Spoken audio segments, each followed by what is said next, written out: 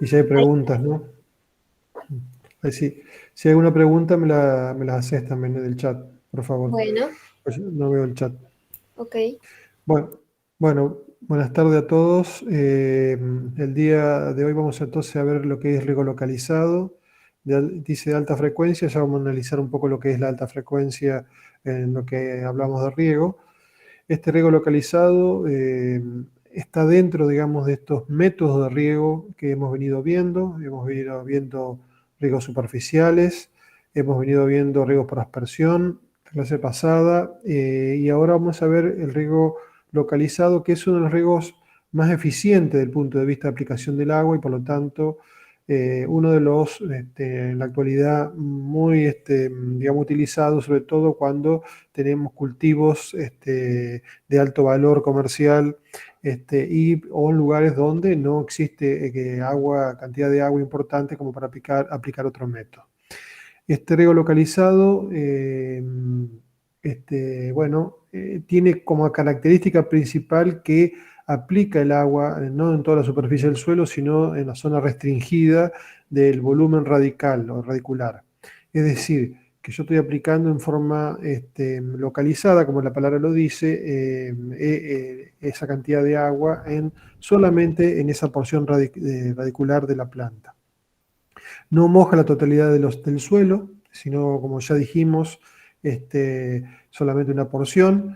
Utiliza pequeños caudales a baja presión, lo cual esto hace de dos condiciones muy importantes. Una que utiliza poco volumen de agua y por otro lado poca presión y por lo tanto no necesitaría de grandes potencias de bomba para impulsar el agua, ¿no? Ya vamos a ver la definición de lo que es el riego localizado. Hemos visto rápidamente lo que son las principales, beneficios y características que tiene ya vamos a definir propiamente dicho lo que es el riego localizado. Pero de alguna manera, tiene un sistema de cañería, lo mismo que el sistema, como vimos, de aspersión, y aplica en una innumerable cantidad de puntos de emisión al agua, ¿no? Eso ya vamos a ver que esos puntos de emisión o emisores, como se denominan técnicamente, en el caso pueden ser goteros o microaspersores, aplican el agua entonces en forma localizada, muy cercana a las raíces de la planta. Al reducir el volumen, lo que se hace, por lo tanto, hay un volumen reducido, hay un suelo que está, digamos, que se mantiene a capacidad de campo y por lo tanto esto se va a operar a una alta frecuencia, es decir, que la repetición del riego va a ser mucho más alta que en los métodos, como vimos, de aspersión o de lo que son los métodos superficiales. Es decir, que al tener un menor volumen mojado de suelo, lo que vamos a tener que hacer es y una menor lámina aplicada, por lo tanto vamos a tener que reiterar o repetir más frecuentemente el riego, ¿no? Entonces, hay muchas definiciones. ¿Qué es definir el riego por goteo? Que sería uno de los tipos fundamentales de riego localizado. Entonces, la definición de riego por goteo es aquel que permite aplicar el agua artificialmente a un cultivo gota a gota, transportada a través de conductos cerrados hasta los emisores que se conocen como goteros. Es decir, yo acá voy a tener varias características que tiene esta definición y vamos a dar 3 o 4 más que se las dejo para que la lean, pero fundamentalmente todas tienen aportan esta visión del riego por goteo. Entonces, ¿qué hacemos? Que el agua la aplicamos gota a gota en un lugar muy localizado a través de tuberías, y vamos a tener los goteros como los puntos de aplicación del agua o emisores. Y por supuesto es de alta frecuencia, entonces por lo tanto lo que vamos a hacer aquí es entregar el agua en forma más seguida, casi continua, no es continua, pero es casi continua el agua, tratando, digamos, de alguna manera que la demanda de los cultivos sea prácticamente, la curva de demanda del agua sea cubierta por esta entrega de agua artificial, que es en este caso el método de riego por goteo.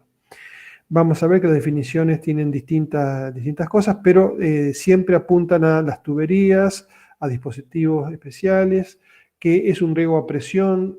También está, digamos, habla de la palabra riego mecanizado, porque tiene algunas partes mecánicas, es lo que hace fundamentalmente el filtrado, como ya vamos a ver. Y por supuesto a presión. También está dentro del grupo de los métodos de riego presurizados, ¿no? Y por supuesto, otra característica fundamental, que los pequeños volúmenes de agua y la baja presión, que son dos de las características importantes de estos métodos. Estas definiciones son para que ustedes vayan analizando y viendo cómo es este método localizado. Acá rápidamente podemos ver de que a la izquierda tenemos una imagen, digamos, de lo que sería, esta línea sería la capacidad de campo y esta sería la marchitez permanente. Esto estaría dado la condición de humedad del suelo y esto sería el tiempo yo tengo el periodo de cultivo, y vemos que en un riego convencional, o sea, un riego de tipo superficial o por aspersión, nosotros, cuando esa agua, nosotros no queríamos que llegara al punto de marchitez permanente, sino previamente lo cortábamos de alguna manera, con un umbral de riego a la cual teníamos que volver a regar. Si este umbral de riego lo subimos, como lo hacemos en riego localizado, lo que vamos a lograr, como está en la imagen de la derecha, una mayor frecuencia de riego, porque rápidamente se va a consumir el agua que queda en esa porción de suelo y por lo tanto nuevamente voy a tener que regar. Y este sería el concepto, entonces, por lo tanto, que ya después nuevamente lo vamos a ver, de la alta frecuencia en un riego localizado. Es decir, al subir el umbral y al tener menor lámina, menor volumen de agua a aplicar, rápidamente se va a consumir esa lámina de agua y por lo tanto voy a tener que volver a aplicar a través de un nuevo riego. Por eso el diagrama que nosotros vamos a ver va a ser de alta frecuencia, como se ve en la imagen de la derecha. Ventajas y desventajas de este método. Elevada eficiencia. Hablamos de que es el método más eficiente que podemos obtener y utilizar. Es decir, hablamos de un 90 a 95%. Solamente hablamos de un 10 a un 5% de pérdida de agua. Es decir, estamos hablando de un método ultra eficiente. Por lo tanto, donde hay poca agua, donde escasea el agua, esto es un método prácticamente que tenemos que utilizar sí o sí. Alto potencial del agua en el suelo, es decir, que vamos a tener cercano siempre a capacidad de campo la humedad de nuestro suelo.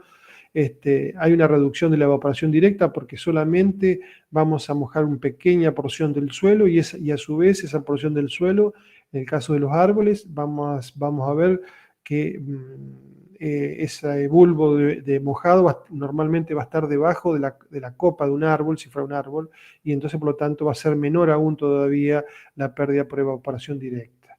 Hay ausencia de escorrentía porque solamente vamos a aplicar gota a gota el agua. Permite el uso de aguas salinas, que ya vamos a hablar, de agua con un cierto contenido de sales, lo cual hace diferencial a este método con respecto a los otros.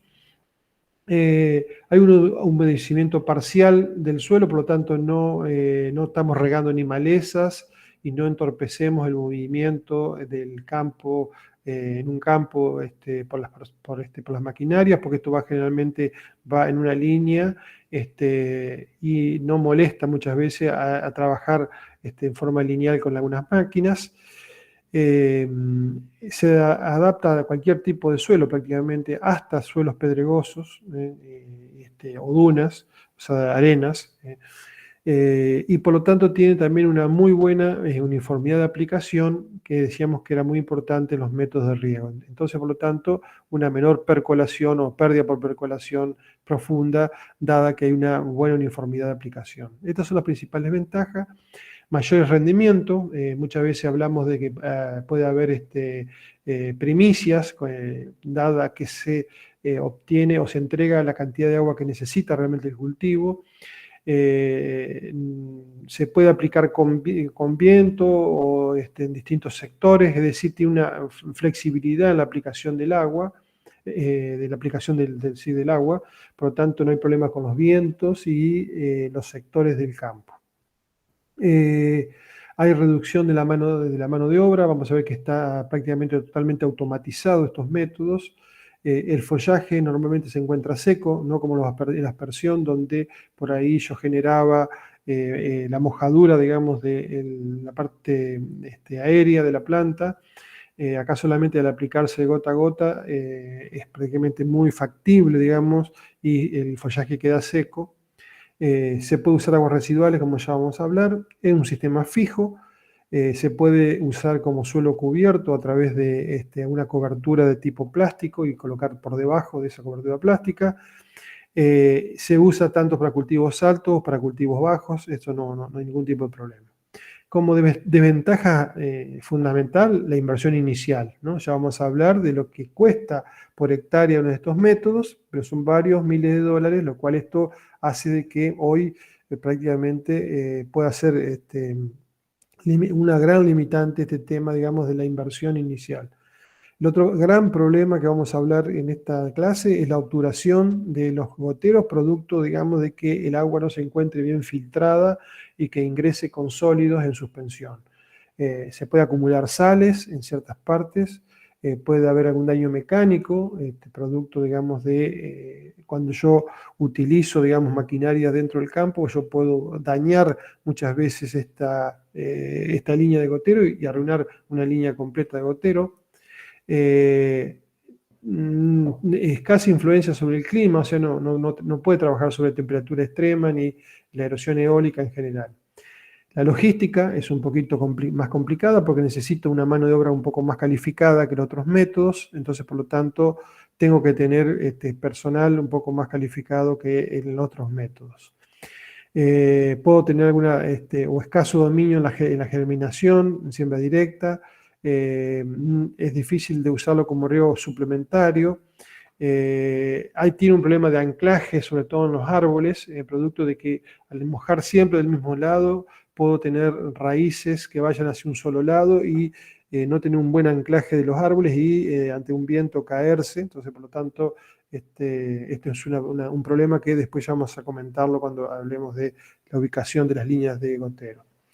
Es difícil ver el control visual porque muchas veces están al ras del suelo y por ahí se ve, o los posibles taponamientos son difíciles de ver, el control es difícil en general de la realización y requiere también, por lo tanto, energía como los otros métodos, pero siempre al trabajar con potencia baja, no necesito tanta potencia como lo que puede ser un cañón aspersor o estos métodos de aspersión que vimos en la clase pasada.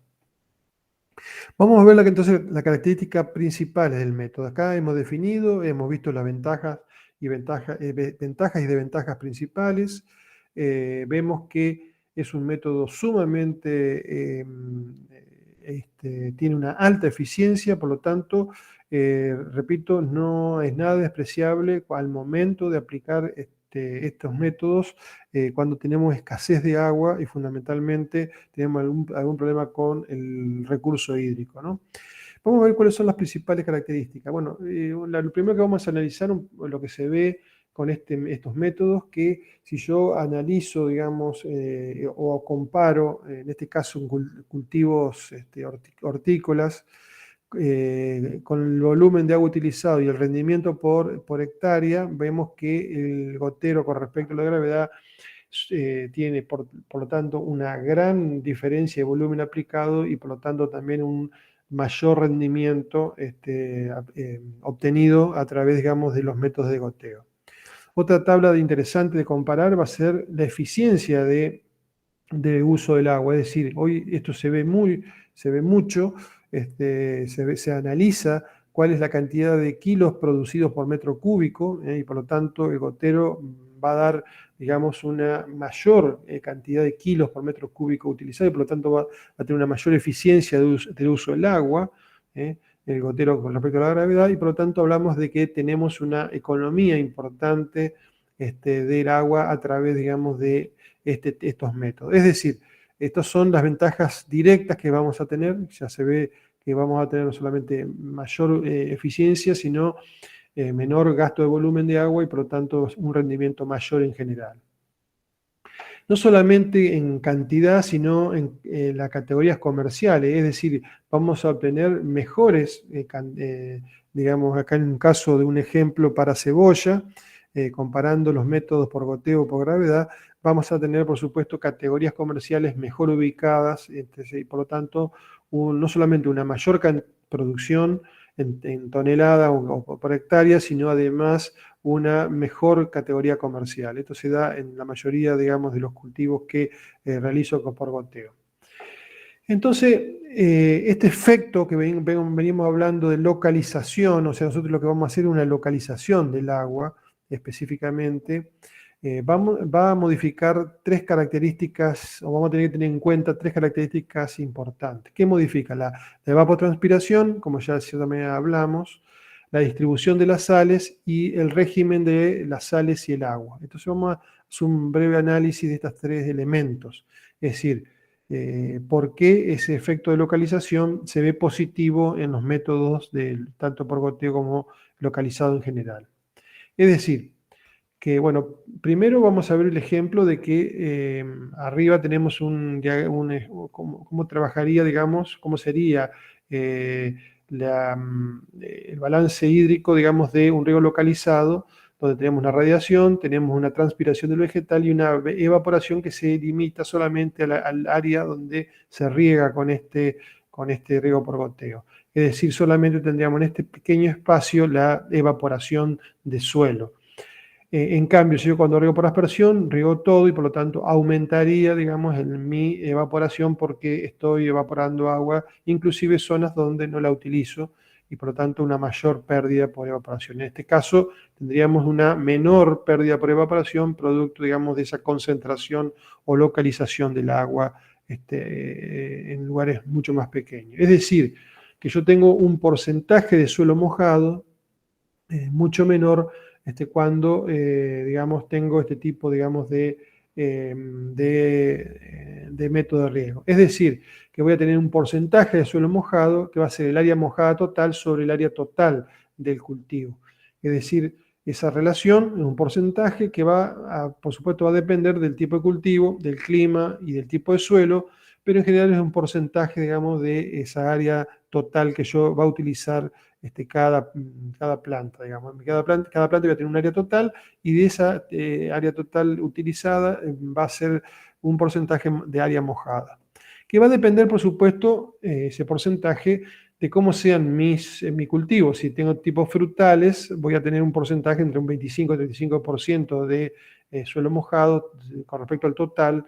Si tengo, en el caso de un marco de plantación un poco medio, como puede ser en la imagen del medio, vamos a tener un 40, un 60%, y si tengo cultivo hortícola, voy a tener un porcentaje de suelo mojado entre un 70 a un 90%. Es decir, que depende cómo sea mi cultivo, o mi densidad de cultivo, mi tipo de cultivo, va a ser este porcentaje de suelo mojado.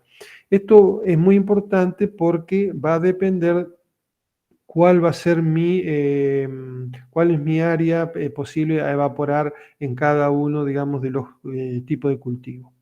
Entonces, porcentaje de suelo mojado, un primer parámetro que es necesario para el diseño de estos métodos de riego por aspersión, perdón, por goteo. Y vamos a ver lo que es el bulbo de humectación, es decir, acá está una línea de gotero y se ven pequeños circulitos más oscuros. Esto significa que está humedecido y acá lo vemos en un corte, cómo esto genera ese bulbo, como estamos hablando permanentemente. Y esto lo que hace es entregar en esta zona radicular de este cultivo, en forma permanente, digamos, constante, altos contenidos de humedad en toda esa región. Es decir, que esa zona va a estar muy cercana a capacidad de campo en forma permanente a medida que yo entrego en forma de goteo el agua, ¿no?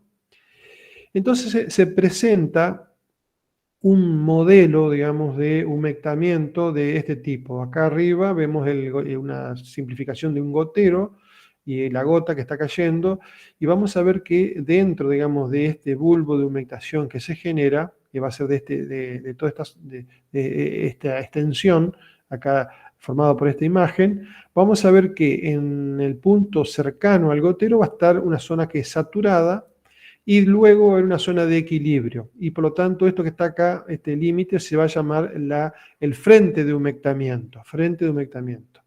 Es decir, que esto tiende, digamos, a ir de un mayor potencial a un menor potencial y por lo tanto llega un momento que entra en equilibrio, es decir, que prácticamente lo que esta zona se evapora se pierde totalmente en la parte final, digamos, de esta zona de humectamiento, donde comenzaría la desecación propiamente dicha.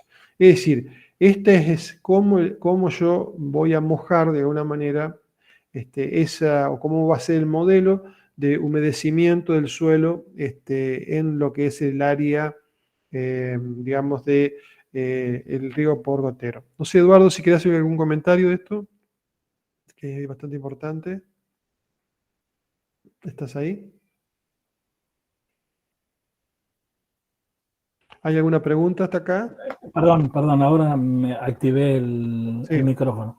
Perdón, al tener alto contenido de humedad, podemos regar, algo que seguramente vas a decir un poco más adelante, con aguas de un mayor contenido salino, más porcentaje de sodio, debido que la tensión de retención, eh, al tener un contenido de humedad mayor, va a ser menor y el cultivo va a poder disponer a los efectos de la tensión que va a generar la atmósfera y el cultivo que va a ser transmisor de ese, eh, ese diferencia de tensiones entre la atmósfera y el suelo, va a poder transferir agua desde el suelo hacia la atmósfera sin inconveniente. Esa es una de las correcto. ventajas, creo que es clave, que se tiene que destacar y que se pueden regar con aguas marginales para otro tipo de riegos.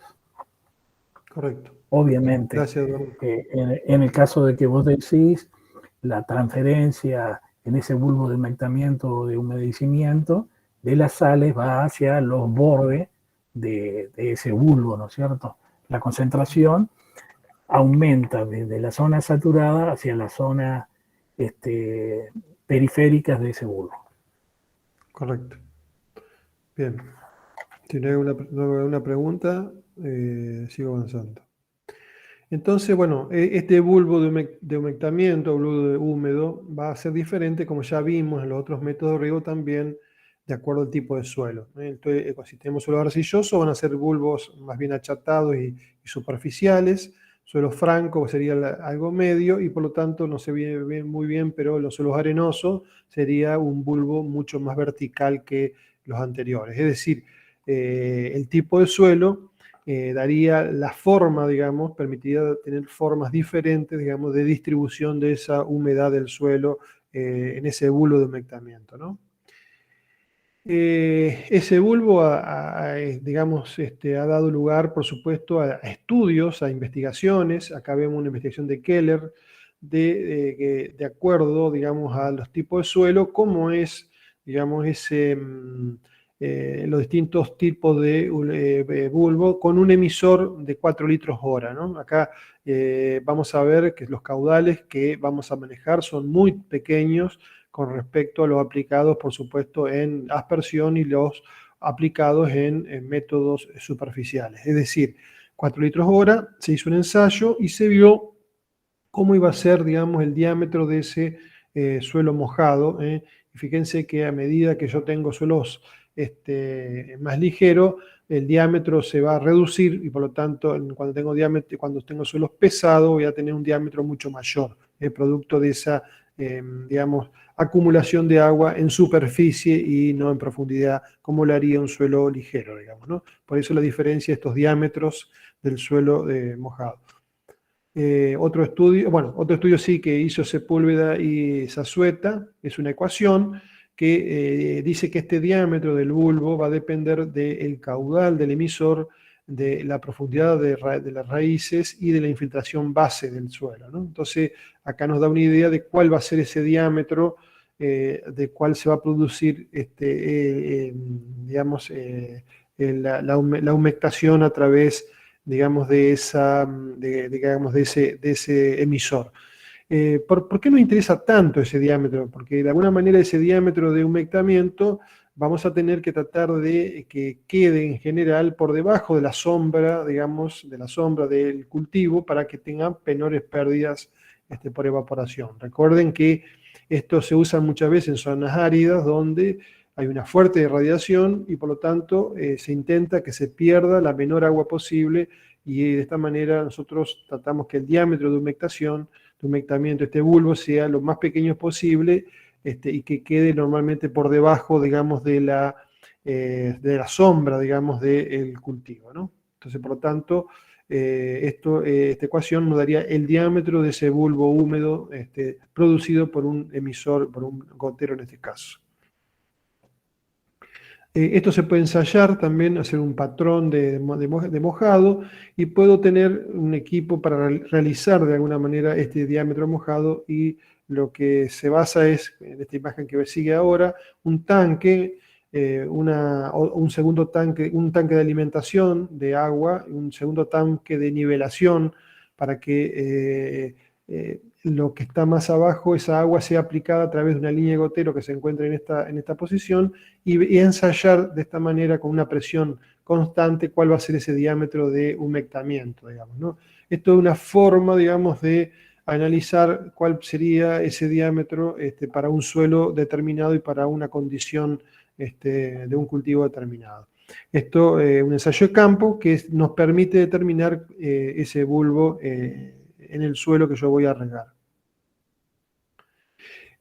Como resultado, digamos, de alguna manera de ese bulbo de humectamiento, lo que se hace es una calicata y se analiza cuál es el formato de ese bulbo, y en esa calicata se pueden analizar, o se analizaron para algunos ensayos, estas curvas, ¿no? Esto sería un cuarto, la mitad del bulbo de humectamiento. Esto es para arenas y esto para un suelo franco. Esto para altos caudales, es decir, 4, 8 y 16 litros hora. Y esto es también para, 4 litros hora y 20 litros hora. Y esto nos daría, digamos, esta es la cantidad de horas a la cual se avanzaría ese bulbo de humectación. Lo mismo para el suelo franco, fíjense cómo se achata, se va achatando, digamos, la figura de ese bulbo de humectamiento, tanto para caudales bajos como para caudales altos, ¿no? Bueno, esto lo que nos está indicando de alguna manera es cómo se comporta el suelo ante la aplicación del agua a través, digamos, de ese emisor o gotero que yo voy a utilizar. Acá hay otros estudios, fíjense, de la misma forma, con distintos tipos de suelo, cómo sería en este caso el bulbo de humectamiento completo para distintos tiempos, 5 litros horas, para 2,5 litros horas, para distintos tipos de suelo, cómo se comportaría y cómo avanzaría ese bulbo de humectamiento, digamos, aplicado en este punto cero, ¿no? Esto lo que nos estaría dando un poco sería cuál va a ser la amplitud de ese bulbo, y por lo tanto cómo, si satisface o no de alguna manera la condición de que mi raíz se encuentre totalmente satisfecha con esta humedad que va a estar entregado a través, digamos, de este emisor o gotero. Bueno, el otro análisis que recién Eduardo comentó es el movimiento del agua y las sales del bulbo de humectamiento. Es decir, no solamente, nosotros recién hablamos del movimiento del agua, pero también vamos a tener un movimiento de sales, como dijimos, sobre todo cuando tenemos la aplicación del agua con aguas salinas, digamos, con cierto contenido salino. Entonces lo que tenemos acá justamente, tenemos un ejemplo de un emisor. Acá tenemos una zona con decíamos que es una zona prácticamente saturada. Luego vamos a tener una zona de baja salinidad y luego una acumulación de sal a los bordes de ese bulbo de humectamiento, digamos, ¿no? De ese bulbo. ¿Por qué? Porque justamente esta zona se encuentra generalmente en equilibrio desde el punto de vista de la cantidad de agua, o sea, esto se encuentra muy cercana a capacidad de campo, pero esta zona se encuentra en el borde del límite de humectamiento y de secación. Acá está húmedo, acá está seco, y a su vez acá se ve afectada, digamos, con la evaporación digamos, directa de la atmósfera.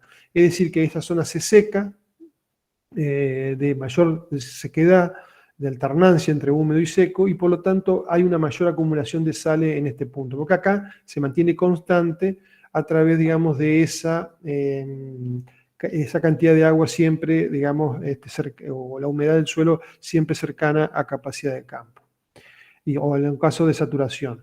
Lo que se ve cuando aplicamos este tipo de aguas salinas es como se ve en esta imagen, un aro totalmente salino alrededor, que es producto, digamos, de la imagen anterior, donde aquí hay sales.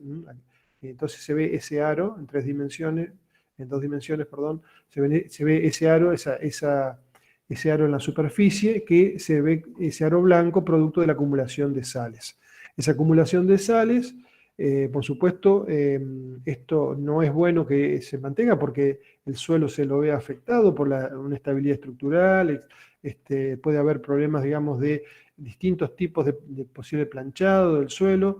Entonces esto lo que se hace cada tanto, cuando hay esta condición, digamos, de acumulación de sales, lo que se hace es un sobreriego, o también llamado un riego de lavado, para poder lixiviar todas esas sales a profundidad. Es decir, lo que yo entrego es una lámina de agua importante para que esa sal se vaya a profundidades o a un acuífero o a otra posición que no sea en superficie.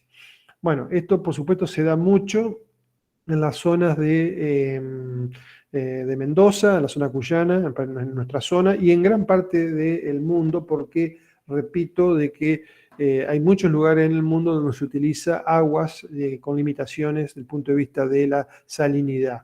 Es decir, que esto puede ser un problema, digamos, de acumulación de sales, repito, en el borde de esta ¿cómo se llama?, de esta aplicación de este bulbo, ¿no? El otro problema que se encuentra es también el enraizamiento, o sea, lo que nosotros hacemos al entregar el agua en forma de goteo, lo que se logra muchas veces cuando hacemos este estudio de las raíces o del patrón de radicular, lo que se hace es justamente ver que hay una densidad de raíces y de raíces con mayores diámetros, generalmente en superficie, ¿no? Es decir, de que lo que se establece a partir de un riego localizado es que el patrón radicular va a ser muy superficial, e inclusive si está colocado en un lado el gotero, puede tener una tendencia hacia un lado o hacia el otro de las raíces, y por lo tanto inclusive perder estabilidad este cultivo si hay algún viento fuerte, producto del mal anclaje que pueda llegar a tener esta planta, digamos, ¿no? Entonces, por lo tanto, hay una modificación de este enraizamiento, lo cual esto genera un problema para el riego por goteo.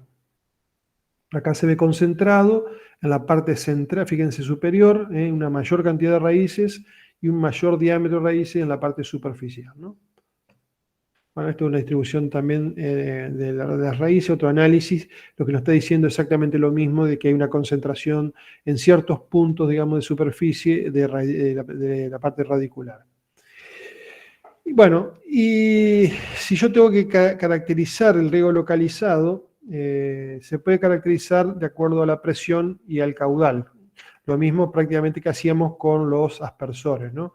Yo voy a tener un riego localizado de caudal bajo, y con esto voy a hablar de 1 kilo por centímetro cuadrado, es decir, voy a tener presiones de 1 atmósfera, 1 kilo por centímetro cuadrado, o de 10,33 metros de columna de agua.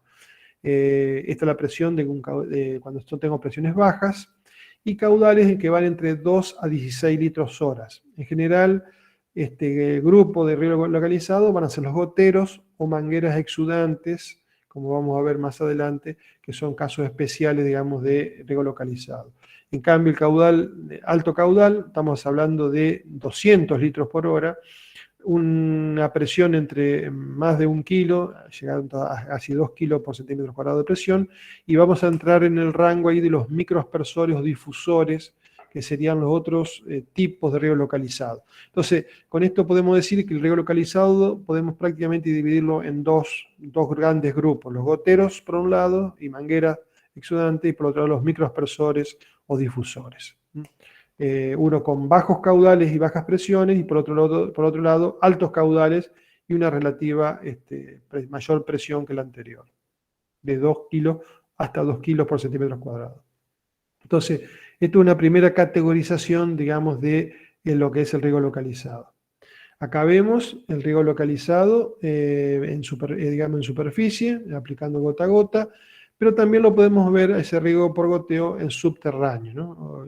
Ha venido una moda últimamente de utilizar y enterrar prácticamente estas líneas de gotero, pero bueno, como se ve en la imagen ahí, las raíces a veces pueden ser perjudiciales porque se introducen dentro del gotero en una tendencia a buscar el agua y la fertilización, y por lo tanto hace un taponamiento de estos goteros que se encuentran en profundidad. También se puede taponar a través del sedimento, o sea, del propio suelo, y de alguna manera tener problemas, y prácticamente si está subterráneo no se ve si está funcionando bien o no está funcionando bien, entregando bien el volumen de agua que lo cual está diseñado.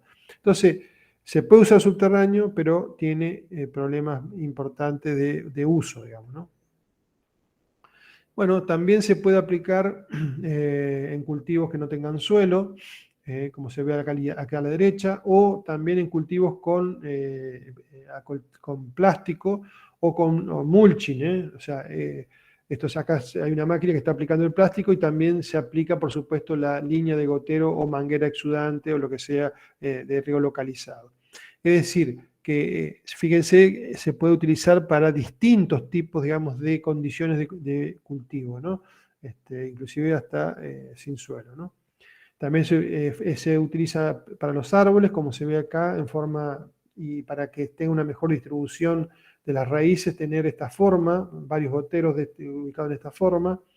Bueno, para los espacios públicos, para lo que son justamente tipo viveros o cultivos en contenedores, o en este caso la vid, que es uno de los cultivos que más se riega en la zona de Mendoza, digamos, con este tipo de Mendoza, en general en Cuyo, y gran parte, digamos, de la zona cuyana se riega estas vides a través del sistema de gotero, ¿no? Entonces, fíjense que tiene una gran aplicación en distintas formas de cultivo y distintos espacios, digamos, de diferentes, con una amplia difusión de aplicación, ¿no? Y también podemos decir, como ya dijimos anteriormente, que puede ser utilizado en grandes pendientes, inclusive, fíjense ahí, en una zona totalmente rocosa, digamos, ¿no? Pedregosa. Entonces, no tiene problemas para grandes pendientes, porque puede ser utilizado. Ya vamos a ver que tiene que tener ciertas condiciones de uso, pero puede ser para distintos tipos de suelo y distintos relieves, lo cual lo hace muy, muy práctico este sistema de riego por gotero. Goteo o microaspersión en general. Entonces, la lógica de esto es que, dijimos, tenemos un volumen de suelo mojado pequeño, baja capacidad de almacenamiento en el suelo, entonces tenemos cantidades reducidas de agua, pero esa cantidad de agua tenemos que aplicarla en alta frecuencia, y por lo tanto para satisfacer la necesidad de los cultivos. Y nuevamente vemos la figura que vimos hoy de un riego convencional donde yo riego cada tanto, fíjense, en este caso con este turnado de riego, recuerden que el turnado es el tiempo entre dos riegos consecutivos, y vamos a ver que la alta frecuencia tiene este seguimiento, digamos, prácticamente diario de la aplicación de esa menor cantidad de agua o menor volumen de agua. Como decimos a veces, esto parece un serrucho de diente grande y esto es un serruchito de diente chico, digamos, ¿no? Para que se recuerden esta nomenclatura, digamos, de alta frecuencia. Recuerden que el método por goteo y microaspersión, o sea, el método localizado, generalmente lo hacemos siempre decimos que es de alta frecuencia por esta condición de reiteradas riegos, producto, digamos, de satisfacer la necesidad de la planta en forma casi continua, como se ve en la imagen aquí. ¿Hay alguna pregunta de esto? Que esto es muy importante. Si hay alguna duda, que no quede ninguna duda de la utilización. Eduardo, ¿alguna acotación?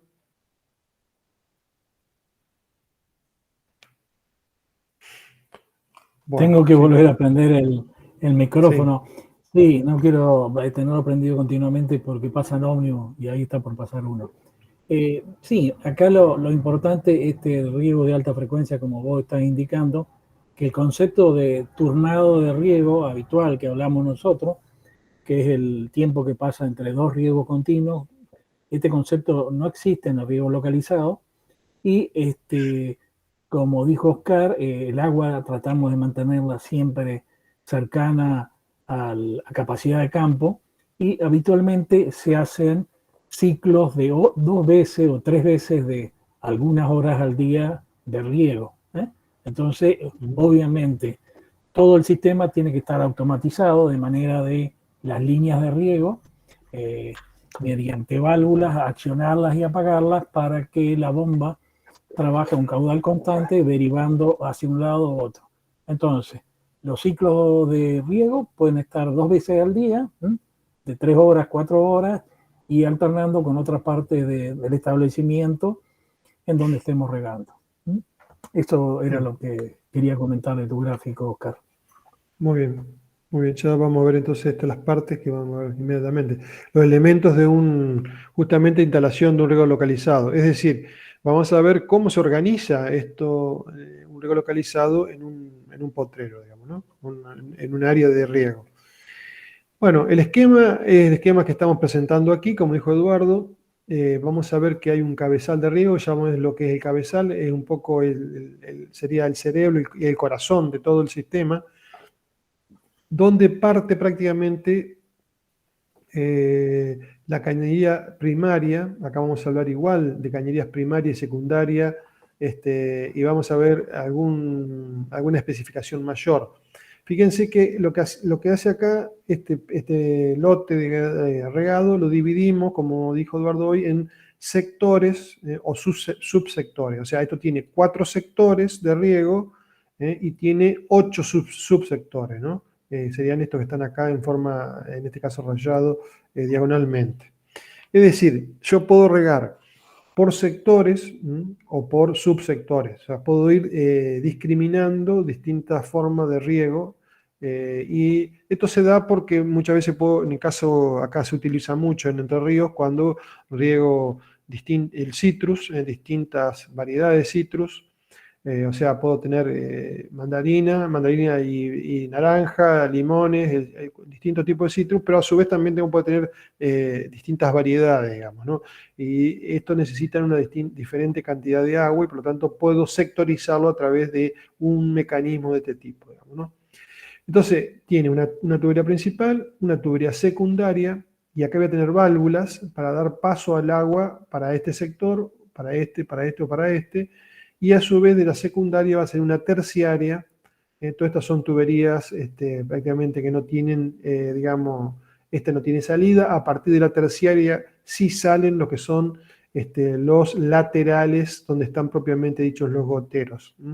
Estos laterales serían como las alas regadoras, digamos, del sistema de aspersión, digamos, ¿no? Acá no se mueve, sino que está totalmente fijo, y esto prácticamente no se mueve nada, prácticamente está totalmente fijo. Toda la cañería primaria, secundaria, terciaria, inclusive los laterales, están normalmente fijos durante toda la campaña de riego. Entonces yo puedo dejar pasar agua a través, digamos, de cada uno de los sectores o de cada uno de los subsectores de acuerdo a como yo maneje y coloca más o menos válvulas. Es decir, que yo voy a tener ese manejo, digamos, por sector del agua, y esto lo va a manejar, por supuesto, el cabezal de riego, que ya vamos a ver cómo se distribuye, ¿no? O qué es lo que contiene, digamos, ese cabezal. Este es un cabezal de riego, fíjense. Es un cabezal típico. Puedo tener o no puedo tener todo este tipo, digamos, de elementos, pero vamos a ver, estos son, creo, los mínimos indispensables. Tenemos una bomba donde tomamos el agua. Tiene, por lo tanto, una válvula volumétrica, es decir, yo acá tengo una llave para poder cerrar y dejar no pasar el agua para acá, una válvula volumétrica para contar la cantidad de agua que me está ingresando. Yo puedo filtrar el agua a través, ya vamos a hablar de lo que son los filtros propiamente dichos, medir la presión en estos puntos con manómetros, inyectar fertilización a través de distintos mezcladores o bombas fertilizadoras, un filtro de malla, una segunda filtrado, y luego un manómetro y una válvula y un segundo manómetro y un regulador de presión. O sea que todo este cabezal de riego lo que hace es, como dice acá la frase acá abajo, es el centro de control, donde, o se le llama cabezal al conjunto de equipos y elementos de riego para darle energía a través de la bomba, filtrarla a través de los filtros, fertilizar a través del tanque fertilizante y controlar presiones y caudales a través de los manómetros o de las válvulas volumétricas. Es decir, prácticamente con como yo dije, el corazón o la cabeza, digamos, de todo este sistema, puedo regular, fíjense, prácticamente todo lo hacia aguas abajo o hacia la tubería para adentro. Entonces, por lo tanto, esto va a ser un poco el elemento más importante, yo diría, digamos, junto con otro que vamos a ver más adelante, que va a ser el emisor o gotero, van a ser el punto más importante, digamos, a considerar en un sistema de riego localizado. Entonces, bueno, vamos a ir viendo los distintos elementos. Las bombas ya vimos, no quiero perder tiempo con esto. Esto es para dar impulsión, digamos, al agua. Recuerden que esto es riego presurizado, por lo tanto yo tengo que tomar el agua y inyectar, digamos, o darle energía al agua para que se pueda mover a través, digamos, de todo este sistema. Imagínense que el agua se toma acá en este punto y se filtra, se mide, se le inyecta fertilización, otra vez se la filtra, y todo esto hace perder carga de alguna manera, y lo que hace es de alguna manera perder presión. Entonces, por lo tanto, yo lo que tengo que intentar es no perder esa presión que le entregué con la bomba, para que pueda llegar prácticamente hasta el final, digamos, de las tuberías. Es decir, yo lo que voy a hacer es, de alguna manera, como hicimos con la aspersión, es darle energía al sistema a través de la bomba y que se mueva por las cañerías, en este caso se filtre y se fertilice y llegue al final, digamos, de la tubería y pueda ser aplicada el agua a través, digamos, de los goteros. Entonces, un poco es la principal función de este cabezal. Las bombas, entonces, por lo tanto, es para darle energía al agua y darle esa presión necesaria. Y el equipo de filtrado, normalmente, la obturación, digamos, del sistema de gotero es el problema más grave que tiene todos estos sistemas, ¿no? Porque muchas veces lo que pasa es que hay distintos tipos de obturaciones, puede haber físicas, obturaciones biológicas o obturaciones químicas.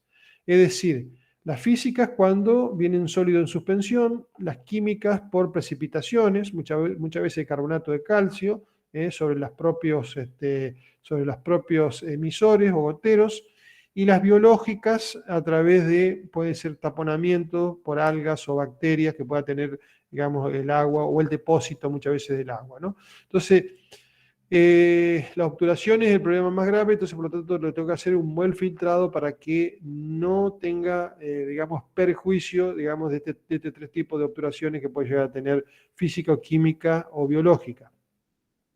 Entonces, para evitar, digamos, ese tema, yo voy a tener distintos tipos de filtrados, ¿no?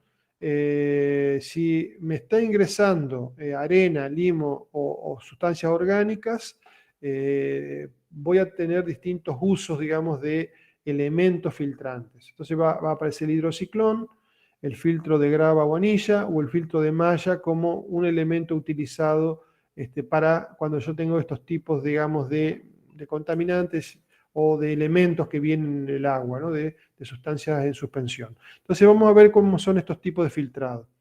Lo primero, las obturaciones biológicas muchas veces se producen porque hay acumulación de algas o bacterias o por restos vegetales en una fuente, digamos, del agua. En este caso, en un depósito de agua puede acumularse distintos tipos de obturación, digamos, temas de algas o bacterias que pueden llegar digamos, a ingresar al sistema.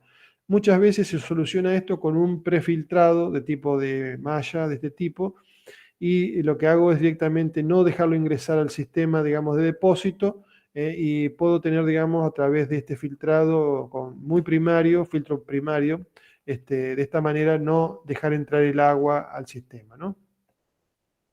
El otro es cuando ingresa arenas y voy a utilizar lo que se llama el hidrociclón. El hidrociclón, que es la figura que está acá, generalmente no se usa nunca solo el hidrociclón, sino que además se usa con un filtro de anillas o un filtro de mallas, como vamos a ver después. Pero el hidrociclón lo que permite es entrar, como está en la imagen de la derecha, el agua por la superficie, genera un vórtice rotacional en este tipo de embudo, y lo que hace finalmente es depositar en una cubeta las arenas, y en la parte central sale el agua limpia, ¿no? Entonces lo que hace esta es eliminar las arenas. Se utiliza mucho, digamos, para la eliminación de arena, y como se ve en esta imagen, se la puede limpiar en este depósito cada tanto para sacar las arenas que quedan depositadas. Repito, esto nunca va solo, sino que va junto con otros filtros, como pueden ser el de anilla o de malla, que son para elementos filtrantes más finos, digamos. Esto es para arenas, digamos, ¿no? Cuando hay arenas presentes generalmente cuando vienen a veces de perforaciones, a veces las perforaciones traen arena, sacan arena, y esto se utiliza muchas veces para eliminar ese tipo, digamos, de elemento, para depositarlo en este hidrociclón. El otro filtro muy conocido, que esto prácticamente ustedes lo deben haber visto seguramente en alguna pileta de natación, en un sistema es el mismo prácticamente, que son los filtros de grava o de arena. Acá está un corte, lo que se hace es colocar distintas capas de arena en forma de filtro, con una granulometría ordenada, y se deja ingresar el agua por la parte superior en una especie de lluvia o deflector, y se filtra el agua quedando las partículas que vienen de menor tamaño en la superficie, y el agua limpia es tomada en la parte inferior y sale limpia por esta tubería. Es decir, yo lo que estoy haciendo es eliminar de alguna manera la posible elemento que traiga esa agua a través de este filtro de arena. Tampoco el filtro de arena trabaja solo, sino que va con un filtro de malla o filtro de anillas, que son los otros métodos que vamos a ver posteriormente. Entonces, este filtro, muy utilizado, por supuesto, en el tema de las piletas de natación, también se utiliza en este caso para los sistemas de gotero. Estos filtros de arena o grava, muchas veces que vienen, se puede trabajar de a dos, nunca se trabaja uno solo, sino que trabajan 2, 4 o 6, generalmente en múltiplo. Uno muchas veces se está filtrando y el otro puede estar retrolavándose o lavándose. Es decir, porque esto hay que lavarlo cada tanto, con una inversión de flujo. Es decir, normalmente el flujo viene por acá, se limpia y sale limpio el agua por acá, pero cuando yo invierto la dirección de flujo, lo que hago es sacar la basura hacia afuera, y lo limpio a este filtro de arena. Por lo tanto, de esta manera yo voy a utilizar, repito, este filtro de arena en forma de pares muchas veces, como para, en caso que uno tenga que limpiar uno, yo no tenga que parar con el otro, digamos, ¿no? Y de esta manera utilizar siempre el sistema de riego goteo sin parar, digamos, para limpiar estos filtros, ¿no? Bueno. El funcionamiento es muy sencillo, no creo que no vale la pena. Si hay alguna duda, me preguntan. Acá exteriormente, estos filtros de arena se ven de esta manera. Son como unos cilindros bastante importantes de volumen, porque, repito, tiene esa cama, digamos, o ese filtro de granulometría ordenada para poder filtrar el agua dentro, digamos, de ella. El otro filtro utilizado, muy comúnmente utilizado, es el filtro de anillas. Es decir, lo que hace es el agua entrar por un lateral, se encuentra exteriormente con este anillos que lo que hace es detener, digamos, la sustancia sólida que venga, y por el interior tiene una malla donde el agua sale por acá abajo totalmente limpia. Es decir, lo que yo estoy haciendo es filtrando doblemente, primero con estos anillos filtrantes y luego con una malla, las posibles, digamos, sólido en suspensión que puede traer esto. Estos anillos filtrantes, la separación la regula una pequeña muesca, un pequeño diente que tiene entre anillo y anillo, y depende, digamos, del filtrado que yo quiera realizar para poder, digamos, colocar un tipo de anillo u otro. Imagínense que nosotros hemos tenido sistemas de riego donde queremos controlar algunas pequeñas, inclusive el mejillón dorado, que es una de las plagas que hay en los ríos, tanto Uruguay como Paraná, y hemos dimensionado estos anillos filtrantes para que no pase la larva de uno de este mejillón dorado que generalmente se adhiere a las tuberías. Entonces, esto se diseña, esos anillos, en función, digamos, de la partícula que yo quiero frenar, digamos, de alguna manera. Luego, por inversión bueno, acá se ve exteriormente, esto no hay uno solo, sino que generalmente una batería, fíjense cómo está acá, de filtros de anillas, que permiten también, en un efecto de retrolavado, poder, digamos, ser limpiado con inversión de flujo, como lo hicimos en los sistemas anteriores, el sistema de grava, digamos, ¿no? Entonces, esto lo que permite es filtrar, repito, toda la porción más fina de los sedimentos de suspensión que traen el agua, ¿no? El otro filtro también muy común que se utiliza es el filtro de malla, ¿no? Exteriormente tiene esta forma, fíjense, como un cartucho, donde el agua ingresa por la parte central de un cilindro de malla, y esto intenta salir el agua por aquí, o sale el agua, mejor dicho, ya filtrada, y queda todo el sedimento en la parte interior, donde luego se saca la tapa y se limpia esta malla y se saca la basura. Esto normalmente se ubica, digamos, en el cabezal, uno de estos, y inmediatamente después del tanque fertilizante. Y retiene la mayoría y todo tipo de sólidos, y lo que pasa, el problema es que hay que tener una limpieza prácticamente en forma casi permanente si hay mucha cantidad de sólido en suspensión. Entonces, todos estos son sistemas que se pueden alternar, fíjense como ya dijimos, siempre va uno y otro, ambos, digamos, o varios tipos de filtro en forma simultánea, sobre todo en el cabezal, y algunos de estos se colocan a nivel de campo también, ¿no? A nivel de sector o subsector. Si hay alguna pregunta o alguna acotación.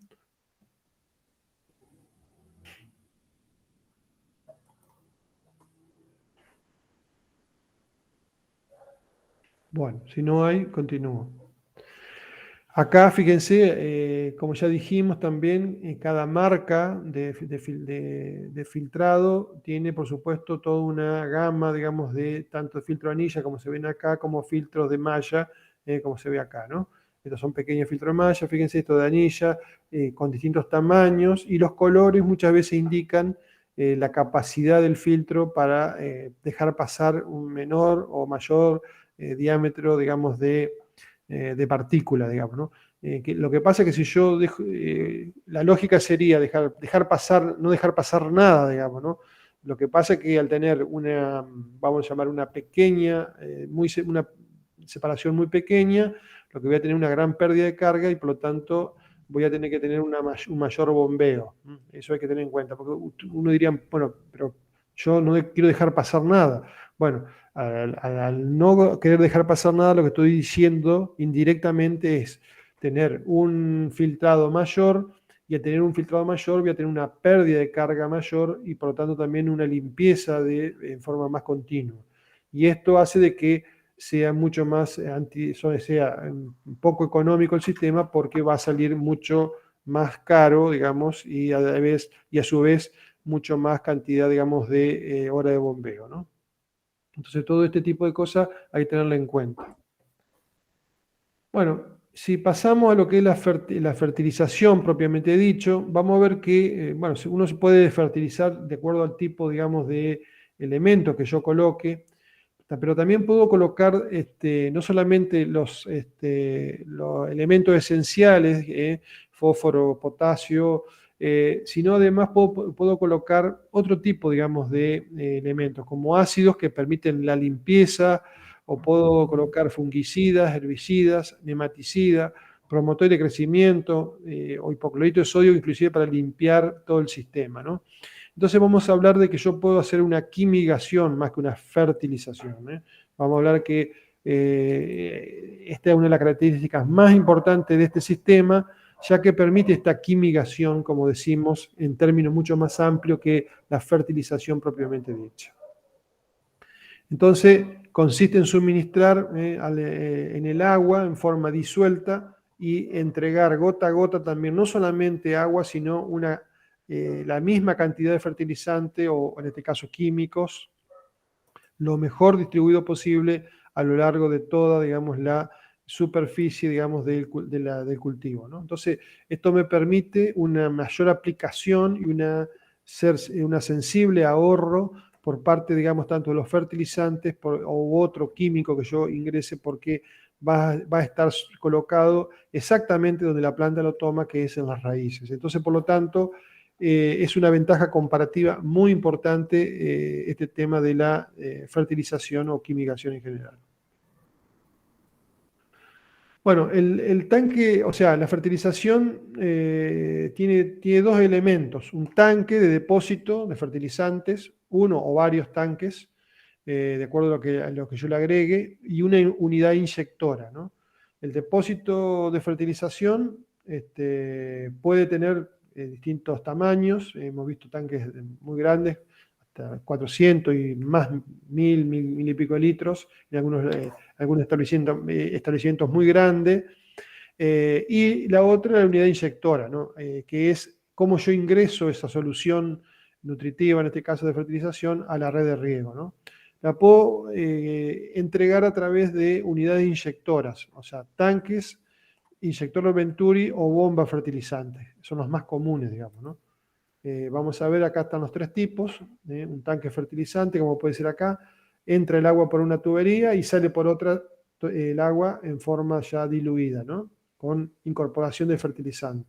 Un Venturi, que no es otra cosa más que acá en este punto se reduce la presión y genera una presión negativa, y por lo tanto absorbe agua, succiona agua del depósito y se lo mete a la red, digamos, ¿no?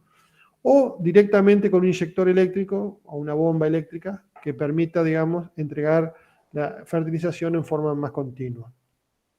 Entonces, un rápido comentario de esta forma, digamos, de fertilizar. Hay para distintos tipos, digamos, de químico, va a haber distintos, por supuesto, mejor una forma que otra, y de acuerdo al tipo de químico que voy a utilizar, va a ser mejor un sistema que otro, ¿no?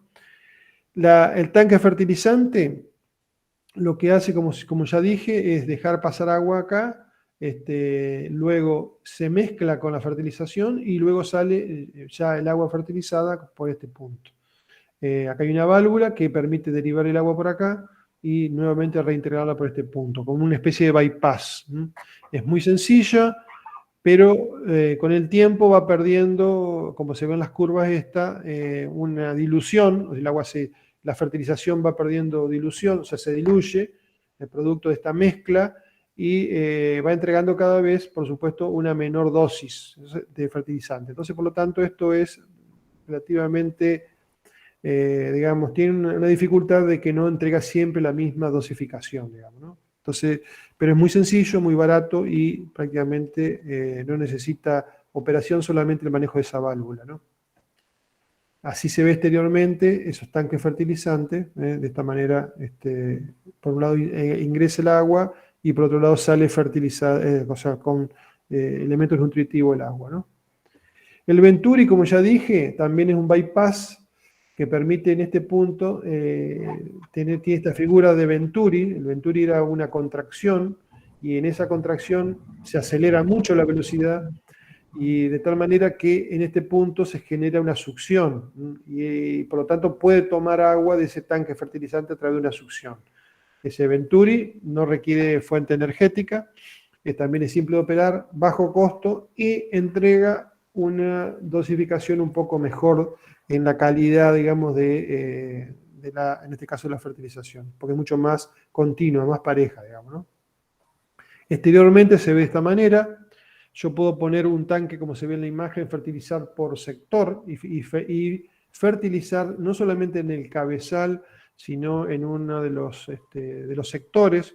Muchas veces yo tengo cultivos que necesitan diferentes tipos de fertilizantes, y por lo tanto o distintos periodos del cultivo que necesita distintas fertilizaciones. Entonces yo puedo colocar por sector un Venturi de este tipo y inyectar fertilización de forma diferenciada para los distintos sectores de riego, ¿no?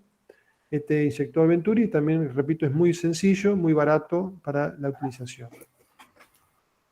Y por último, las bombas inyectoras, que son distintos tipos de bombas, que lo que hace es entregar, digamos, ya la mezcla realizada en forma continua, y de esta manera un control mucho más preciso, y por lo tanto también hay una muy buena entrega de agua, lo único que necesita, por supuesto, energía, como se ve en este caso de esta bomba inyectora, o cualquier tipo de bomba que sea pistón, que yo le vaya agregando, digamos, agua con fertilizante. Bueno, el sistema en general vimos que también tiene equipos de medición y control. Evidentemente todos estos controles hoy por hoy están automatizados en un microprocesador que tiene una pequeña computadora que tiene, digamos, el cabezal, pero muchas veces, si no lo tiene, se puede hacer esta medición de campo a través de los manómetros. Recuerden que lo mismo que pasaba en la aspersión, yo tengo que tener una buena distribución de la presión, porque si no me va a regar mal. Entonces, lo que voy a hacer acá es controlar las presiones de tal manera que me entregue lo que yo quiero realmente que me entregue y no menor ni mayor la presión. Entonces, de esta manera yo puedo medir presiones en línea para saber cómo está trabajando todo el sistema de riego por goteo.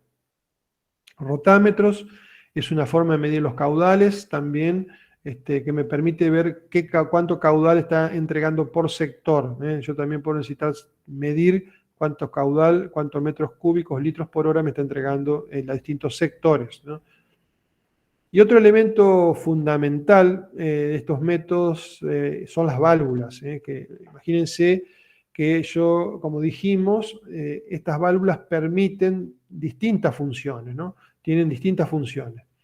Permiten no solamente regular, digamos, entregar distintas caudales o distintos pasos de agua, y estas válvulas se pueden operar en forma manual, hidráulicas o eléctricas, es decir, distintos funcionamientos, digamos, tiene.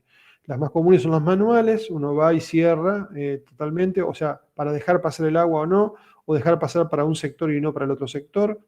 Entonces lo puedo hacer en forma manual, como se ven las válvulas de la izquierda y la válvula mariposa arriba a la derecha, o válvulas hidráulicas, como se ve abajo en la figura de la derecha de abajo, que estas válvulas pueden ser operadas a través de pequeños microtubos, a través de un impulso hidráulico, ¿no? Estos son pequeños movimientos que genera dentro de un pequeño tubo, un microtubo, que yo le entrego un movimiento y en forma hidráulica permite abrir o cerrar esas válvulas, ¿no? Hay infinidad de cantidad de válvulas, están las electroválvulas, que son las que están acá a la izquierda arriba, y a través de un impulso eléctrico, un electroimán, permite abrir o cerrar la válvula. Hay reductores de presión para mantener la presión. Bueno, una infinidad, digamos, de válvulas que me permiten operar todo este sistema en forma adecuada, ¿no? También hay unas válvulas muy interesantes para eliminar el aire a través, digamos, de las tuberías. Ustedes saben bien que cuando ingresa en la tubería aire, lo que muchas veces pasa es que se corta el flujo de agua y no permite, digamos, el funcionamiento hidráulico del sistema, y hay que purgarlo, digamos. Y estas válvulas lo que hacen es justamente purgar y eliminar esos núcleos de aire que quedan dentro de la tubería, ¿no? Hay otras que permiten también expulsar el agua y de alguna manera permite regular la presión, o sea que son válvulas múltiples que permiten usar distintos tipos, digamos, de elementos o funcionalidades dentro de una misma válvula, ¿no? Son válvulas que purgan, hacen admisión y hacen expulsión del agua, como es la que está a la izquierda arriba, bifuncional, admisión y expulsión del agua, o purgar solamente como la que está a la derecha. Estas válvulas de aire van a ser ubicadas en distintas partes de la tubería. Fíjense, hay un esquema ahí abajo, donde yo puedo fundamentalmente en las grandes alturas o las grandes depresiones, a veces colocar o a mitad de ladera, digamos, de una pendiente, ubicar este tipo de, fundamentalmente de válvulas, ¿no? Para evitar el cierre, digamos, o la pérdida de continuidad hidráulica que tenga en una tubería. Estas válvulas de aire son muy importantes porque se deben colocar siempre en la parte más alta y sobre todo el cabezal, que a veces está en el lugar más alto, lleva al final del cabezal una de estas válvulas trifuncionales como la que vemos a la izquierda. El otro tema es regular la presión. Es un regulador de presión, como se ve en la imagen, que se coloca muchas veces y permite descargar en forma, al tener una presión uniforme, lo que yo voy a entregar un caudal uniforme. Es decir, lo mismo que pasaba con la aspersión, esto voy a tener que tratar de mantener una presión constante para poder descargar caudales constantes por los emisores, ¿no? Nosotros teníamos aspersores y acá vamos a tener emisores. Bueno, acá hay nuevamente imágenes de una importante cantidad de válvulas volumétricas, mariposa, hidráulica en general, electroválvulas a la derecha abajo o de compuertas a izquierda abajo. O sea, fíjense que hay una infinidad de válvulas de tipo, pero todos cumplen funciones, digamos, de mando o de control en las tuberías y en los distintos sectores. Bueno, ya hablando de la redistribución del agua propiamente dicha, salimos un poco de lo que es la parte cabezal y lo que es la parte de cada sector, y podemos decir que la redistribución, como dijimos, tiene conducciones primarias, secundarias y terciarias, que normalmente esas tres tipos de tuberías son de PVC, policloruro de carbono, que están normalmente enterradas.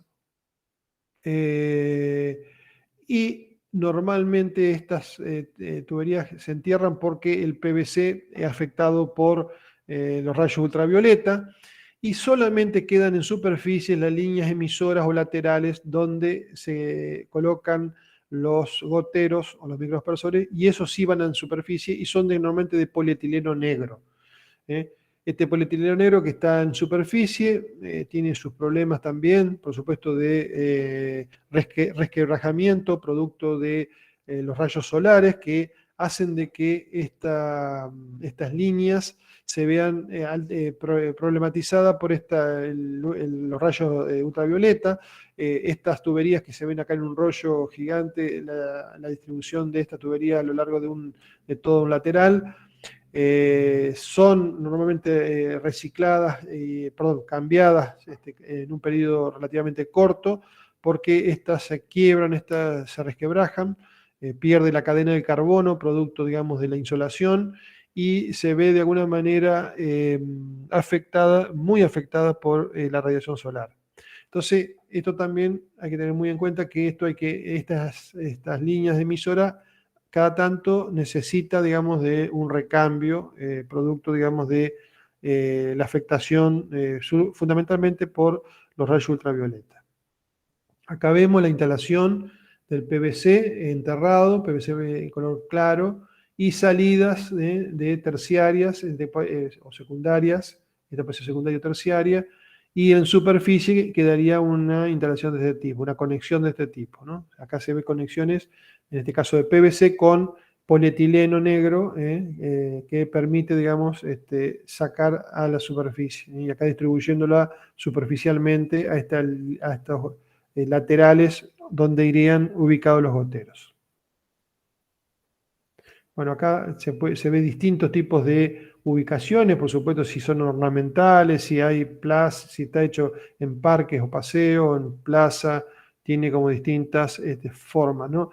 Y otra cosa que se utiliza muchas veces es utilizar para este tipo de aguas residuales, o sea, aguas que ya han sido utilizadas para otro uso, y muchas veces se le aplica a través del gotero o microaspersión en parques donde son aguas que inclusive pueden tener materia orgánica en su interior, digamos, ¿no?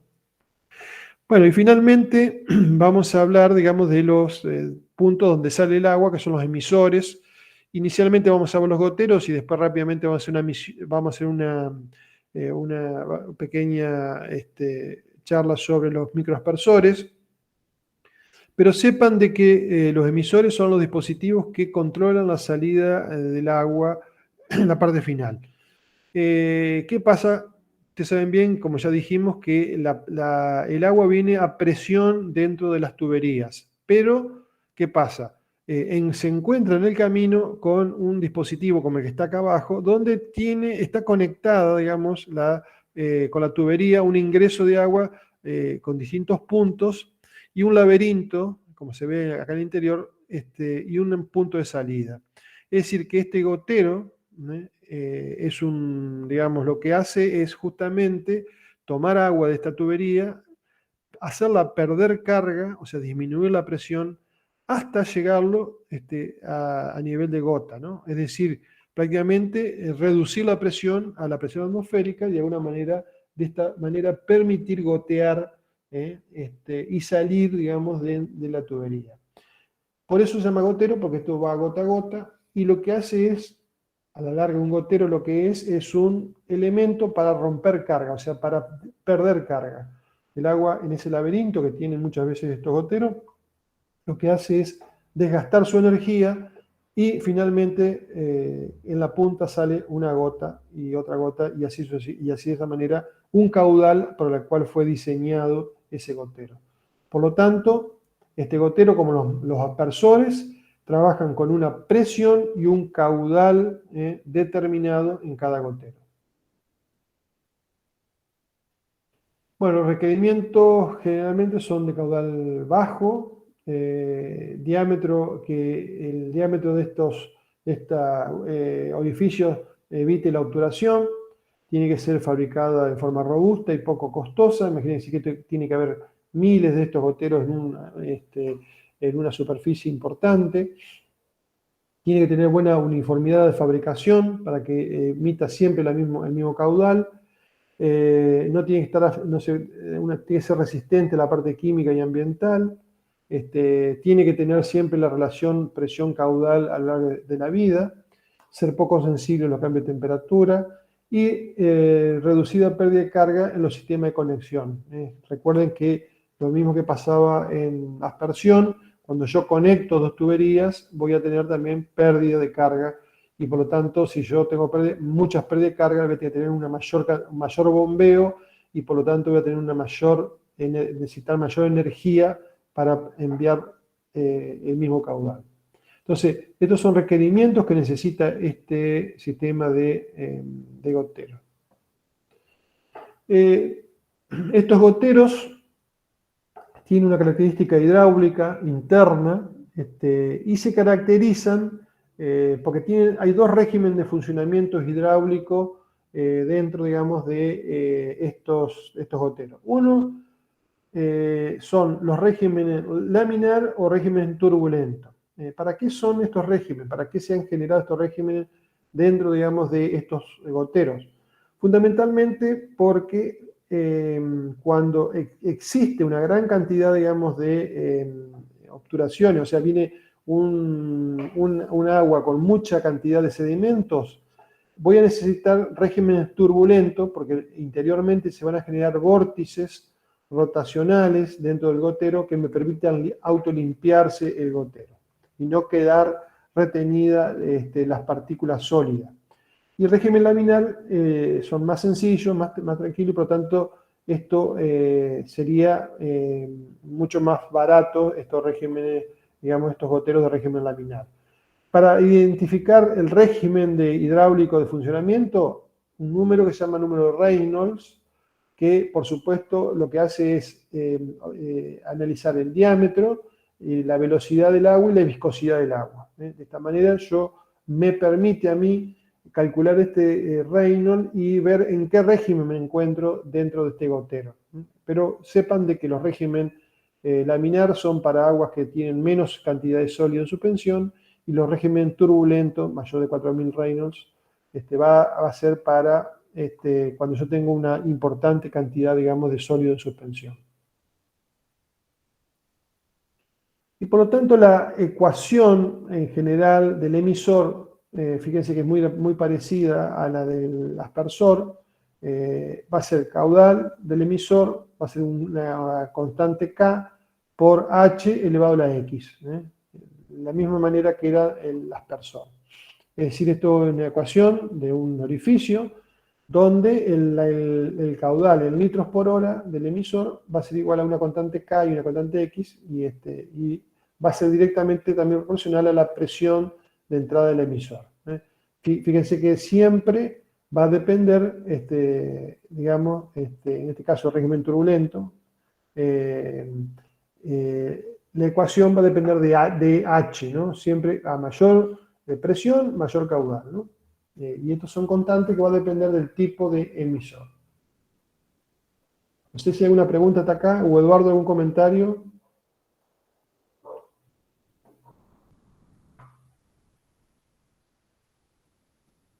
Bueno, si no hay, continúo.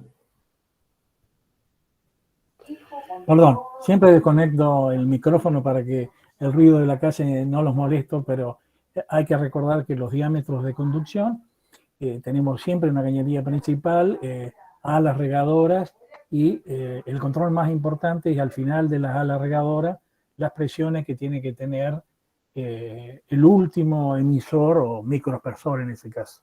Nada más que eso. Vuelvo a mutearme porque acá hay ruido. Bien, gracias, Don. Si tienen alguna pregunta, seguimos. Bueno, si vemos un zoom, digamos, vemos de cerca, digamos, cómo es un gotero, tiene esta figura, fíjense cómo está acá arriba, ¿no?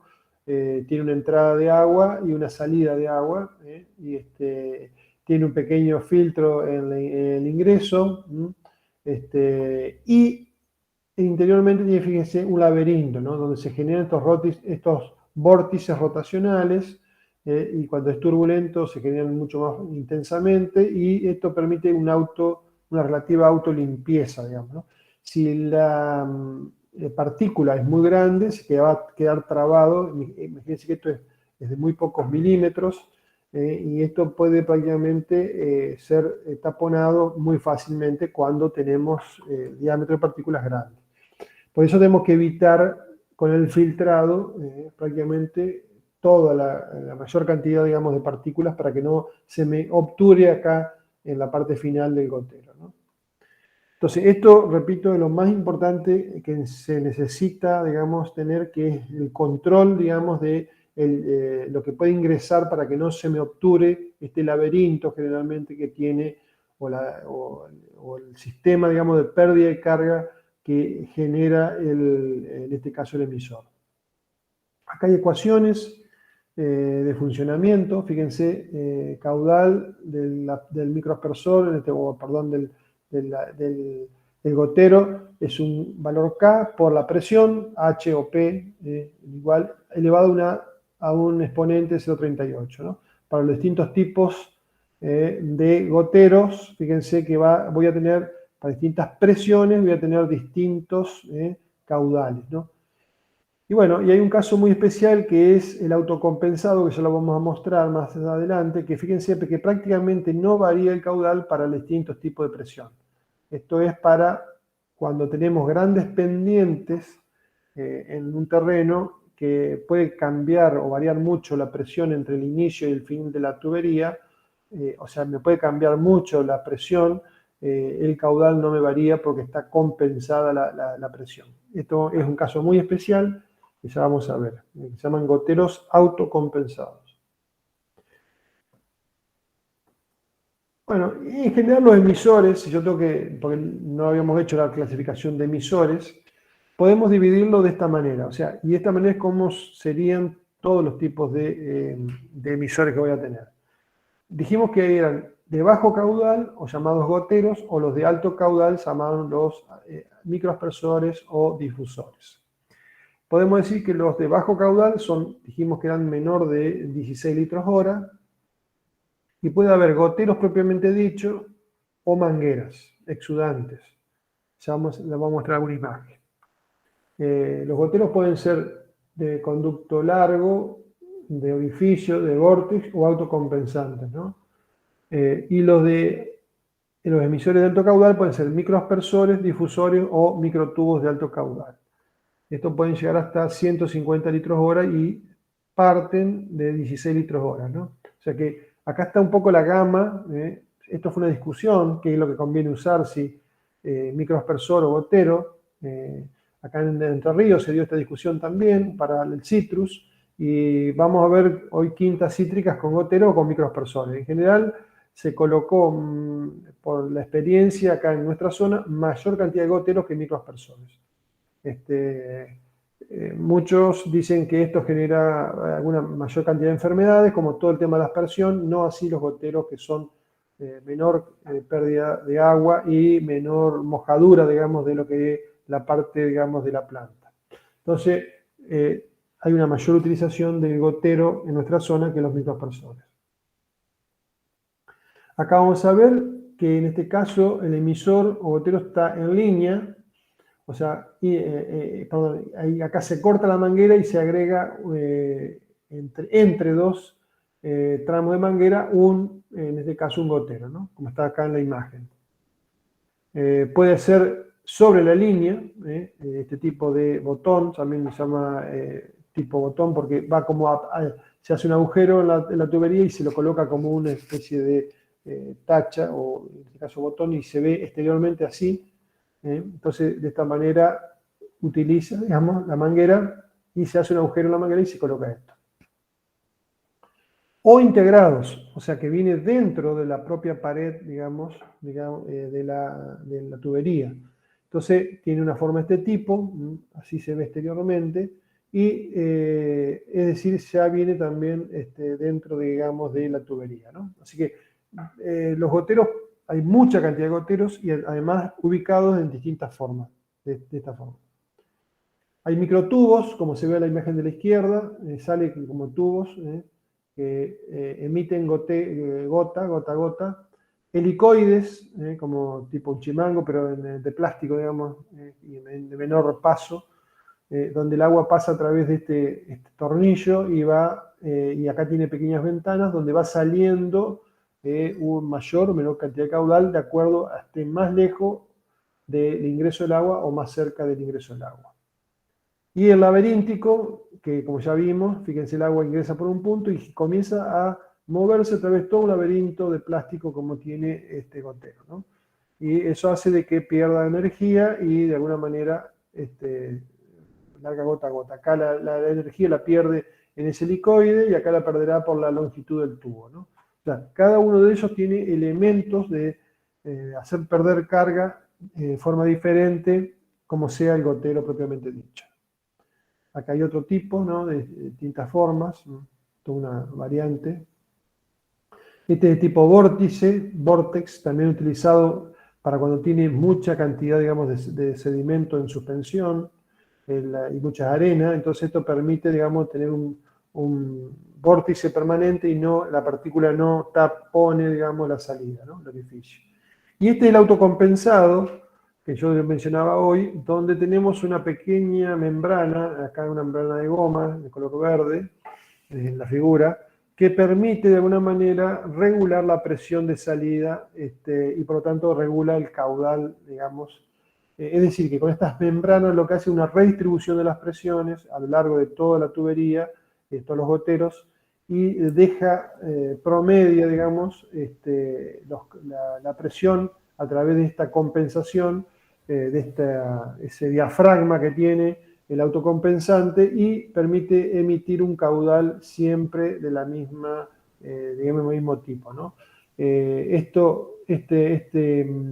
membrana tiene de alguna manera una distinta grosor o distinta flexibilidad, adaptándose a presiones mayores o a presiones menores. Esto es más caro, por supuesto, este gotero, pero es muy utilizado cuando tenemos pendientes importantes en la línea de goteros, ¿no? Imagínense que hemos nosotros visto la zona de Federación, la zona cercana al lago Salto Grande, quintas que tienen hasta casi de diferencia de un lote de 13, 15, 20 metros de diferencia, y esto hace de que prácticamente el final de la tubería reciba, al tener 20 metros de diferencia, 2 kilos más de presión, y por lo tanto se necesita sí o sí este tipo de goteros autocompensantes para no cometer un error en la aplicación, digamos, del agua, ¿no? Si no, por supuesto, la de agua abajo recibiría, o la que está más abajo, muchísima mayor cantidad de agua que el de agua arriba, ¿no? ¿Algún comentario, Bueno, Eduardo?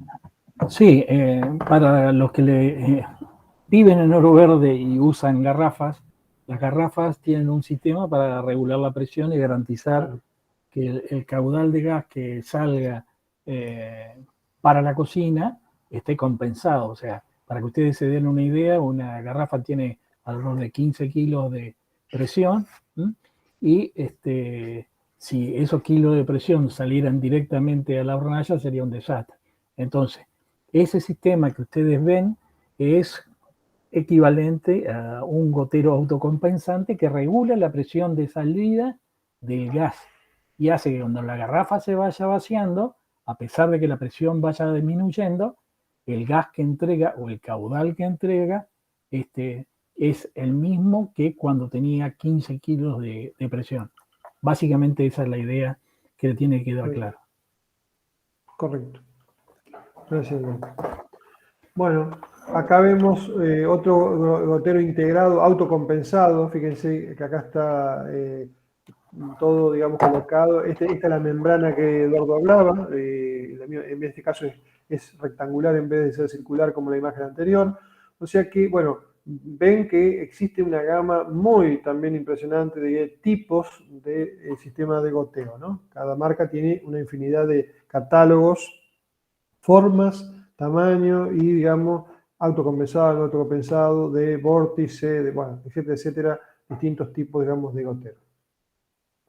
Y dijimos que había un ejemplo de cinta exudante o tubería exudante, digamos, ¿no? Esto se lo utiliza mucho porque tiene muy bajo costo, pero también tiene un problema de taponamiento muy frecuente, y además una rotura y un deterioro por parte, digamos, del sol, de la rayo ultravioleta muy frecuente, porque la pared de plástico es de polietileno muy blando. Tiene un lugar de toma de agua donde ingresa el agua y luego sale una cantidad de pequeñas ventanitas de salida del agua, ¿no? Lo mismo hace que un laberinto, o sea, el agua es tomada acá, se mueve a través, digamos, de microtubos, se pierde la energía y entrega a la salida cada tantos metros, tanto caudal por metro de cinta exudada. Esto se usa mucho para horticultura, muy frecuente ver esta cinta de gotero, y muchas veces también se ve tonelada de estas cintas como un pasivo ambiental tirada, digamos, porque se deteriora, no sirve más y se queda al costado, digamos, de muchas veces los invernaderos o de inclusive, digamos, del campo, como un pasivo donde metros y metros de esta cinta es como digamos, una basura, digamos, ¿no? Entonces, esto es un problema, porque necesita un cambio frecuente. No creo que dure un par de campañas, al sumo 3 campañas, podrá durar esto un poco más, no más de eso, y hay que cambiarla. Entonces, esto hace de que sea muy barata, pero se necesite una reposición prácticamente inmediata, digamos, ¿no? Bien, esto entonces es otra forma de riego por goteo. Entonces, en general, digamos, el fabricante, digamos, tiene que tener, de alguna manera, en cuenta, y cuando yo voy a comprar, digamos, también un sistema por goteo, tengo que tener ciertas cosas o requerimientos, digamos, ¿no? Primero que sea una marca registrada y que tenga, digamos, tenga una marca reconocida, ¿no? Y que tenga un caudal y una presión de funcionamiento determinada. Esto es importante. Que haya instrucciones para la conexión de las tuberías. Que esté claramente, porque si uno hace una mala conexión, seguramente puede tener una pérdida de carga excesiva o no largar el caudal que yo necesito. El tipo de tuberías que se aconseja para un determinado gotero. Dimensiones mínimas de agua, caudal, presión, tener la curva, esa curva que yo mostré hoy, solicitarla porque es necesaria para tener cómo funciona nuestro emisor, lo mismo que teníamos en la aspersión. La ecuación del emisor también tengo que tener en cuenta. Y cuál es el intervalo de las presiones de funcionamiento, porque yo necesito colocar presiones que no sean superiores ni inferiores a la que trabaja ese micro gotero o microaspersor. Y también la autocompensación, para los casos de autocompensado, tiene un límite, ¿no? No puede compensar cualquier tipo de presión. Se tiene que haber un intervalo de autocompensación que yo tengo que conocer. Instrucciones para la limpieza, tengo que saber cómo se limpian, con qué utilizar, qué productos químicos yo puedo utilizar para poder limpiar estas cañerías. ¿Y cuál va a ser la pérdida de carga? Fundamentalmente en las tuberías y en los goteros que yo coloque. Entonces, estos son todos elementos que yo necesito conocer cuando tengo que colocar un gotero y comprar un gotero, y es lo que tengo que solicitar normalmente a un vendedor de este tipo de elementos, digamos, para tener en cuenta. Por otro lado, yo dije que teníamos los microaspersores. Entonces, consiste en aplicar en forma de lluvia fina mediante dispositivos de un radio no superior a 3 metros. Entonces, es como un aspersor muy pequeñito, donde el diámetro de mojado no tiene un diámetro superior a los 3 metros. Es decir, que recuerdan que nosotros habíamos visto, cuando vimos la aspersión, vimos que había aspersores que podían ser de 10, 20, 40, 50, y hablábamos por ahí los grandes cañones aspersores que podían llegar hasta 70 metros de radio o más de 150 metros de diámetro, ¿no? Entonces, acá el radio del microaspersor no puede superar los 3 metros. Esto es muy importante, ¿no? Entonces, ahí estamos hablando de este sistema. El funcionamiento hidráulico es exactamente igual como un aspersor. Puede tener una tobera o dos toberas, y en general el exponente de descarga es 0,5, el valor X ese de la ecuación.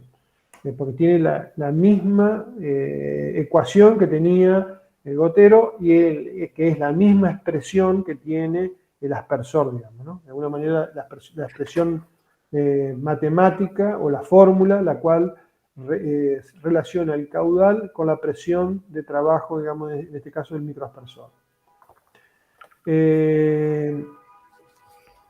Los microaspersores también, hay otro tipo, una variante, que son los difusores, que son emisores cuyo orificio de salida lanza el agua con suficiente presión para permitir una difusión a través del aire e incidir en un deflector fijo.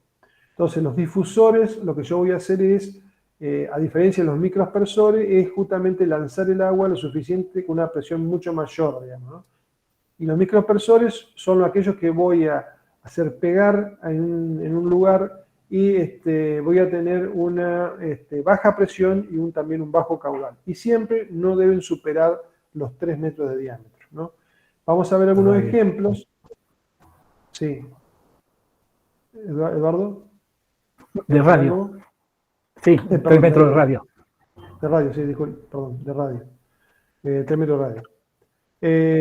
Los difusores son como los que vemos aquí. Fíjense que prácticamente lo que hacen es largar un chorro a alta presión. Entonces, con el propio aire, el aire lo que genera el choque, digamos, de ese chorro con el aire, lo que hace es un efecto de pulverización, digamos, ¿no? Es como si fuera una pulverizadora, digamos, ¿no? esa difusión puede tener ángulos, ángulos como se ve en la imagen aquí, que pueden tener, regar partes y partes no, o puede tener acá un ángulo menor a 90 grados, o en este caso como 180 grados. Esto va a depender de cuál va a ser mi uso, generalmente en jardinería o en algún tipo, digamos, de árboles que yo no quiero mojar, y estos difusores, por lo tanto, tienen una limitación a veces de sectorial, digamos, ¿no? De como se ve en la imagen. Entonces, estos difusores lo que hace es arrojar, repito, una importante energía, y con el propio choque con la atmósfera lo que hace es difundirse o desparramarse en pequeñas finas gotas, microgotas, digamos, ¿no? Bueno, y el micropersor, como se ve aquí en la imagen de acá abajo, bueno, en estas tres, donde en este caso, fíjense, este microaspersor no debe tener más de 2 centímetros de altura, realmente es micro, donde larga un pequeño chorro de agua, como se ve aquí, y ese chorro genera también una difusión del agua, producto, digamos, con la atmósfera, o golpea sobre un área, como está acá en el microaspersor de acá abajo. El chorro golpea sobre un cuenco, una plataforma o una pantalla, que hace de que de alguna manera se abra en una cantidad de finas gotas, como se ve en la imagen de la derecha acá. Entonces, repito, el funcionamiento de este microaspersor es exactamente igual que el aspersor más grande, como vimos en la clase pasada. Acá el agua ingresa por acá abajo, a través de esta tubería, y luego con estas toberas que tienen sale el agua con pequeños chorros muy finos, muy pequeños diámetros, y hace de que en este caso, para este modelo, haya una distribución del agua de esta manera, o con choque a partir, digamos, de esta superficie, digamos, y distribuyendo de esta manera también las microgotas a lo largo del diámetro del mojado. Estos microaspersores, bueno, se pueden ver, estos ya son tamaños, se pueden combinar con otros tipos, digamos, de goteros, o a su vez con un sistema de aspersión tradicional, de acuerdo a cómo sean las plantaciones que yo tenga en mi sector, digamos, ¿no? Lo importante a tener en cuenta, lo mismo que veíamos para los goteros, para los microdifusores y los microaspersores, marca la dimensión mínima del paso del agua, porque aquí tendríamos que saber también que como la aspersión también deja pasar una mayor diámetro de partícula, es decir, que yo voy a tener aquí posibilidad en un microaspersor de utilizar agua con menos filtración que en un gotero. Bueno, necesito conocer, por supuesto, la curva de caudal y presión, la ecuación del emisor, y por supuesto también está limitada por productos químicos la utilización, digamos, de este sistema. Bueno, lo mismo que tenemos que tener en cuenta prácticamente con los goteros, hay que tenerlo en cuenta con los microaspersores. Lo que sí hay que saber, como repito, que el microaspersor deja pasar un poco, digamos, mayor partículas de mayores diámetros, producto de que tienen, digamos, pasos un poco más grandes que los goteros propiamente dicho. Bueno, con esto creo que vamos a hacer un descanso ahora, y así te doy paso después, Eduardo. Yo no sé si hay alguna pregunta por parte de los alumnos, o algún comentario, Eduardo.